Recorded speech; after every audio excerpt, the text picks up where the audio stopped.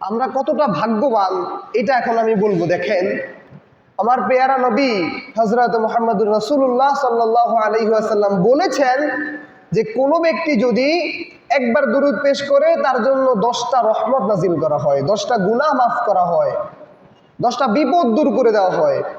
আবার বলছে কোনো ব্যক্তি যদি 10 বার দুরূদ পেশ করে আল্লাহ সুবহানাহু ওয়া তাআলা তার প্রতি 100টা রহমত দান করে। সুবহানাল্লাহ।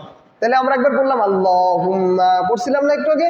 তাহলে আমাদের একবার হয়ে গেছে। খেয়াল করবেন, রাসূল ওই হাদিসটার মধ্যেই বলছে যদি কোনো ব্যক্তি দৈনিক 100 বার দুরূদ পেশ করে, মানে এই যে সাল্লাল্লাহু আলাইহি ওয়াসাল্লাম এই কথাটাই যদি 100 বার পাঠ করে, আল্লাহ তার কুদরতি হাত দ্বারা তার বান্দার কপালে লেখা দিবে যে সে মুনাফিক না, সে নেফাক থেকে মুক্ত, সে মুমিন বান্দা, এটা লেখা দিবে। সুবহানাল্লাহ।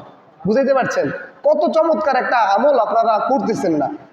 এখন এবার বলি যে কিভাবে এই আমলটা আপনারা প্রতিদিন করতে পারেন।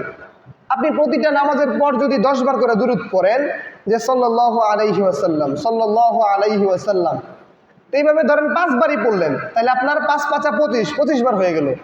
তার পাশাপাশি একটা কাজ করতে গেলে পড়েন, মানে এটাকে অভ্যাসে পরিণত করেন। বা ওয়াজ শুনেন, ওয়াজ শুনলে হুজুররা পড়ায় সাল্লাল্লাহু আলাইহি ওয়াসাল্লাম, তো তখনও কিন্তু আপনার পড়া হয়।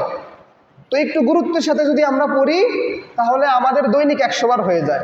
আর 100 বার হলে আল্লাহ তার নিজের কুদরতি হাত দ্বারা আমার কপালে লিখবে যে এই বান্দাটা আমার মুমিন বান্দা, এই বান্দাটা আমার মুখলেস বান্দা, এই বান্দাটা সমস্ত নিফাকি থেকে, সমস্ত কুফরি থেকে মুক্ত।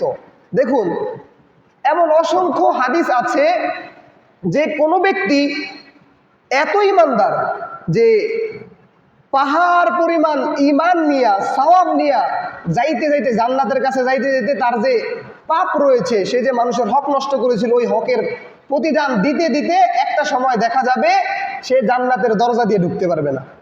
এমন অসংখ্য হাদিস আছে যে ব্যক্তি সারা জীবন ইমানদার ছিল, মৃত্যুর পূর্বে সে বেঈমান হয়ে গিয়েছে। তাহলে এই ধরনের বেঈমান হয়ে যাওয়া থেকে আমাদের নিজেদেরকে হেফাজত করার জন্য আমার আল্লাহ তাআলার কুদরতি হাতের লেখনী আমাদের কপালে লেখা দরকার।